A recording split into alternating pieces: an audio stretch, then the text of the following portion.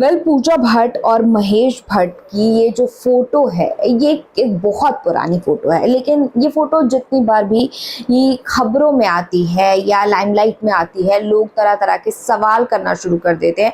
Even Pooja Bhatt और महेश भट्ट से भी बार बार इसको लेकर हर इवेंट में सवाल किया जाता है, जिसको लेकर वो कई बार आंसरेबल होते हैं, कई बार नहीं होते। ये कई बार वो काफ़ी अच्छे से आंसर करते हैं, कई बार वो इग्नोर करते हैं। पूजा भट्ट से इस बारे में फिर से सवाल पूछा गया। जी हाँ, दरअसल एक शो में उनसे पूछा गया कि आखिर वो इस बारे में क्या कहना चाहती है। पूजा भट्ट ने सीधे तरीके से बताया और उन्होंने जवाब दिया, जो कि अब एक बार फिर से खबरों का हिस्सा बन गया है। लोग अलग अलग तरह की बातें अपनी अपनी तौर पर बातें जो है इसके बारे में कर रहे हैं।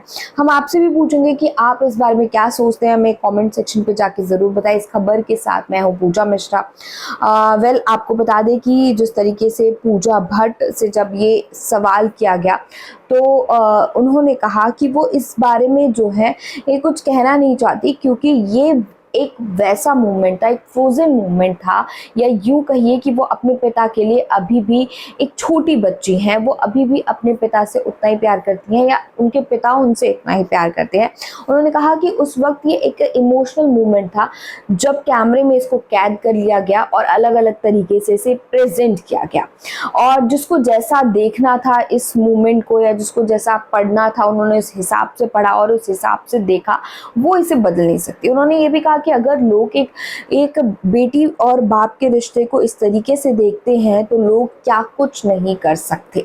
उन्होंने ये भी कहा कि शाहरुख खान को भी उन्होंने इस बारे में जो है बीच में लाया। उन्होंने कहा कि शाहरुख खान ने भी इस बात को कहा था कि एक बच्चा जब भी अपने माँ बाप से मिलता है तो वो उनसे किस मांगता है या किस करने को कहता है, तो ऐसे में वो भी अपने पिता से किस कर रही थी। और इसको लेकर लोगों ने अलग अलग तरह की बातें करी, जिसको आंसर करते करते अब वो थक चुकी हैं और उनको ये बात जो है अब समझ नहीं आती कि लोग इस तरीके से इस बात को कैसे ले सकते हैं। आपको जैसे आप सभी जानते हैं कि लास्ट टाइम पूजा भट्ट जो है इतने सालों के बाद, जो एक गैप के बाद, वो बिग बॉस OTT 2 में जो है नज़र आई, जहाँ पर कई लोगों को उनका अंदाज पसंद आया, तो कई लोगों को वो बहुत इरिटेटिंग लगी, डोमिनेटिंग लगी। हालांकि ये भी कयास लगाया जा रहा था कि पूजा भट्ट जो है वो जीत सकती हैं, लेकिन पूजा भट्ट नहीं जीती।